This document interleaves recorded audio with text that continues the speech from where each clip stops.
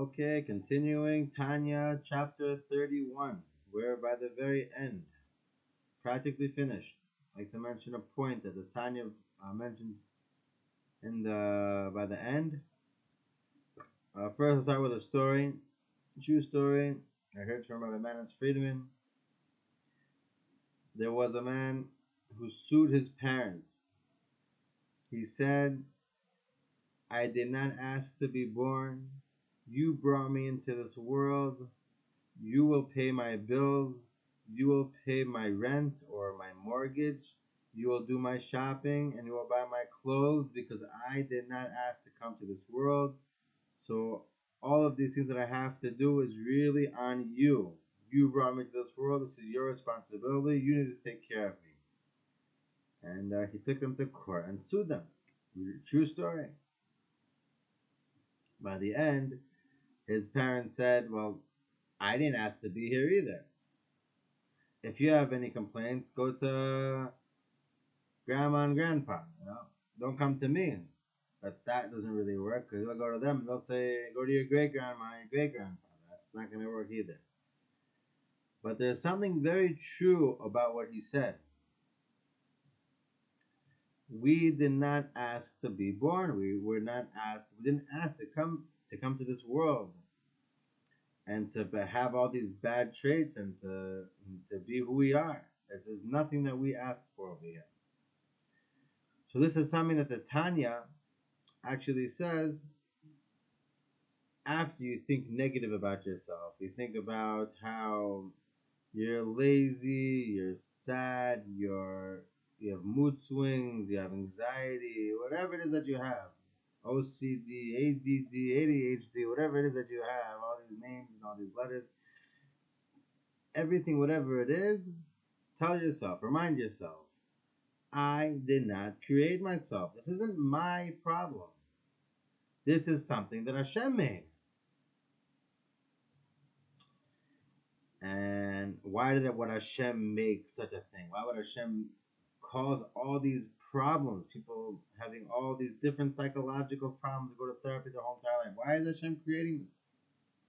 The reason why Hashem is creating all of this is in order for us to elevate it back up to Him. Hashem gave us a neshama. Our neshamas are perfect.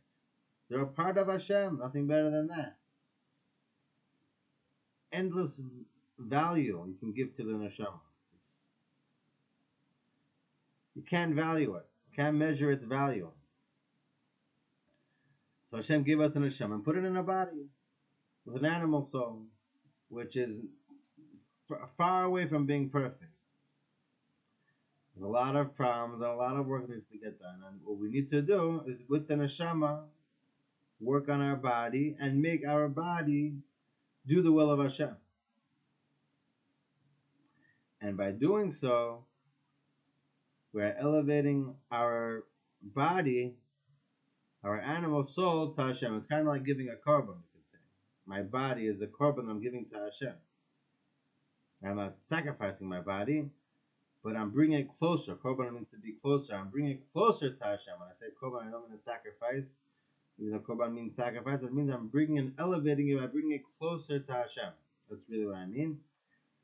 And by having this in mind, so first of all, I don't feel bad with any problem that I have. Any problem that I have, it's a problem that was given to me as an opportunity for me to serve Hashem with the problem that I have. You think you could say, I wish I didn't have this. I wish I wasn't an angry person. I wish I wasn't so lazy. I wish I was more organized. I wish I was... Anything you could complain about, well, you're wrong. With those problems, even though you have those problems, you serve Hashem with the problems. That's what Hashem wants from you. You were given these problems to serve Hashem with the problems. So whatever you succeed in doing, be happy about doing.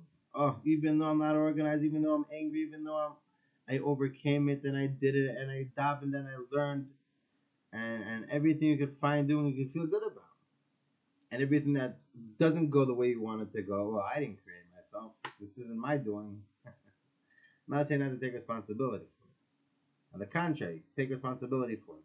But by the end of the day, remind yourself, I didn't do this to myself. Hashem did this to me, and it's for a good cause. So with these perspectives, our lives can be much more enjoyable. We can put our lives solely into this, where I'm davening and elevating my body by davening, speaking the words of Torah, doing a mitzvah. It's elevating it up to my Hashem. I should give my life into this more than anything else. That's what it says in the Tanya. And with this, we will truly feel happy. We will be more attached to our souls than we are our bodies. And that's true happiness. To be attached to your soul. And that your body is, you recognize that it's not really something of value. The less I can give to my body, the better. Obviously not saying about suffering and whatnot. We said we need to elevate the body, right? So we need the body. Not saying not to eat and not to drink, but less desires, less snacks, less whatever you can do to minimize as much as you can. That would be good. And with all of these, we'll definitely have a much more enjoyable life and have a happy month of Adar and a happy part. And Mashiach will come. Of all this work that we're doing by elevating our body, that's preparing the world for Mashiach, making the world a more holier place by getting rid of all those bad attributes that we have, by overcoming them and serving Hashem.